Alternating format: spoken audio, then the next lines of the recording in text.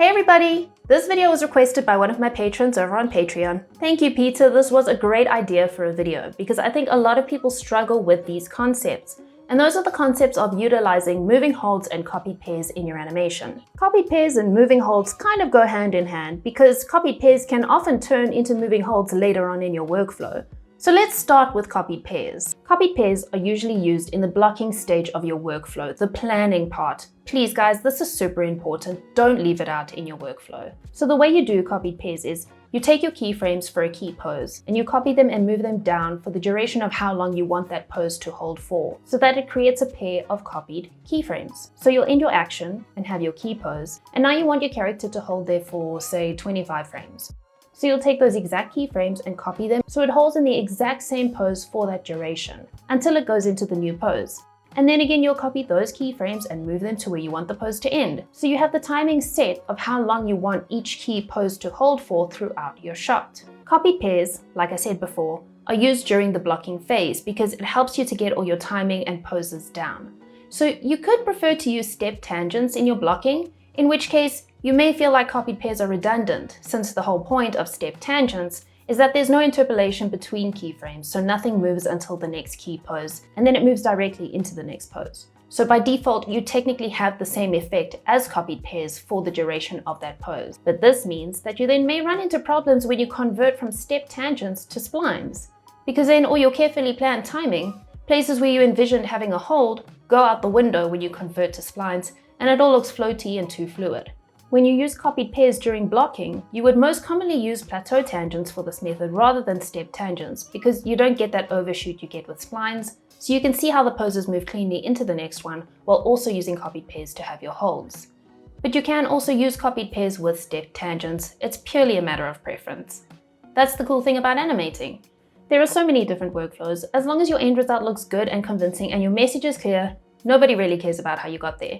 Unless you're working in a team and somebody else needs to use your files further down the line, then of course you need to keep your files clean and have a workflow that other people can read and see how it all works, but that's a whole nother story. So if you're working with copied pairs, when you eventually change to splines, you won't have that floaty, swimming sort of effect on your animation where things start to drift and slide when you go from stepped keys to splines without having used copied pairs. And you'll be able to more clearly see where your key poses and holds are and be able to stick more accurately to your timing. Personally, I prefer this method over just using stepped keys and then transitioning into splines because I feel like it holds truer to my vision and the timing that I plotted out in my blocking phase. When I was first learning animation, I didn't realize that this was a workflow that I could use. So I was using step tangents, and as soon as I transitioned into splines, I felt like all that work in my timing was wasted because I had to go back and fix that floatiness and that messed up timing. Then I figured out on my own that I could use copied pairs. I didn't realize that's what it was called at the time, but I figured that out for a way that worked for me in my workflow. It just seemed to make the most sense to me. Now, there are issues that you need to be aware of when you're using copied pairs, and one of the main ones is that you can often end up with a very pose-to-pose look. It can end up looking very mechanical and rigid if you just go straight from your blocking with your copied pairs into splines and you don't go and tweak and correct those very rigid holds with your copied pairs. And this is where it sort of segues into moving holds, which I will go into later on in the video. You do need to make sure that you're easing into your holds and easing out of them, making sure that you're offsetting your motion so everything doesn't just stop dead and hold at once. You need to work at making it look more natural and organic. But then again, you should never go straight from blocking into spline and not do cleanup. That would be insanity. You also need to pay very careful attention to your breakdown poses, which is why a lot of people do prefer to use stepped tangents when they're blocking, rather than using plateau tangents and copied pairs. With plateau tangents, it can be tempting just to ignore the breakdowns because the computer's kind of interpolating that for you. It kind of makes them up there and you don't really need to put that much work into them. So I think if you're a beginner, it is a good idea to start out using stepped tangents. You can still use copied pairs, but rather than using plateau tangent, use steps so that you are forced to focus on your breakdowns. A lot of people believe that using copied pairs is better for a more cartoony type of animation because of the fact that with those types of holds, it does end up looking quite rigid and unnatural and less organic. And obviously that is a technique more often used in cartoony or 2D animation. But like I said before, you can go back and tweak those, and you should go back and tweak those. You should never just keep your copied pairs the way they are. They will always need a little bit of tweaking. So it's good to keep in mind that if you are working with a more cartoony, less realistic style of animation, then you can keep your copied pairs. It's very common in 2D animations. Sometimes they'll just have a character holding and just the mouth moving, or like just the eyes moving to the side or something like that. That's cool, that's okay. But if you are going for a more realistic style of animation, then just be very aware of that. You need to focus on your ease, your overlap, your drag, your offsetting, and make sure that you have that texture in your animation so that your copied pairs end up being more like moving holds. And that's why I say moving holds and copied pairs go hand in hand, at least in my mind, because so often your copied pairs will morph into moving holds. So let's talk about moving holds. Moving holds are necessary in your animation to stop your characters looking completely dead when they're holding a key pose. And it's also to stop your animation having that floaty, ungrounded feel where they just transition seamlessly into the next pose and the next pose and the next pose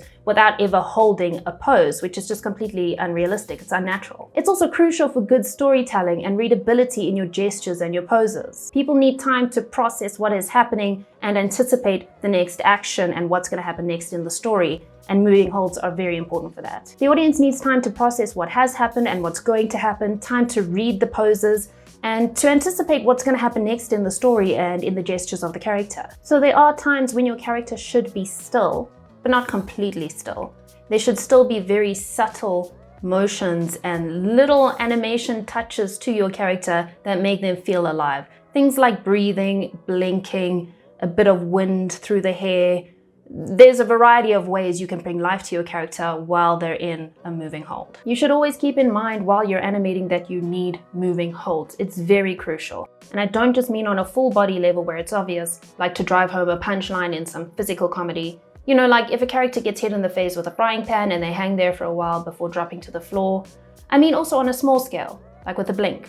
When the eyelids come down and they're closed, and you push that a little further with the compacting of the muscles before they start to open again, that is a moving hold just on the eyelids. Or if your character opens their fingers and you have the fingers splaying just a little more for a few frames before coming together and closing into a fist again, that's a moving hold just on the fingers. So when you're doing moving holds, there are a few things to think about. Things like overshoot and easing are really important. You should never have your character moving at a constant speed and docking into an action suddenly and rigidly. There's always going to be a bit of ease and there's going to be a bit of overshoot. Like this, completely unnatural, unless your character's a robot. But here you can see there's that overshoot and that settle back into the pose. I've got my character sitting here at the table. She sighs and then lifts her hand and drops her chin into it. At the moment, it's not looking so great because as she lifts her hand and her chin hits her hand, it's very linear. There's no ease in and there's no overshoot here, no settle. Oh, by the way, I'm using the Kayla Unlimited rig from Sobel. There's a link in the description if you'd like to get it for yourself. It's a really great rig. So let's first add the ease here. As her hand comes up, I'm adding it to her arm as well as her wrist and her head.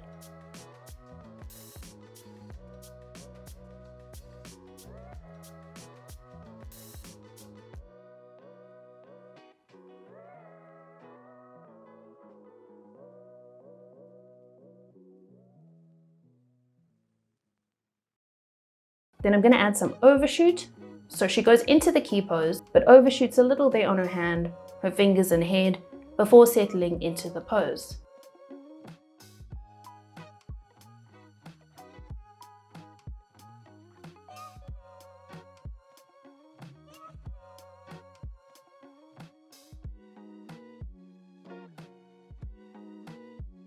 And then for this hold, because she's now sitting sulking with her chin in her hand, it makes sense to add things that'll further enhance the scene and emotions of this pose. So if you think about what the character is feeling here, she seems fed up, annoyed.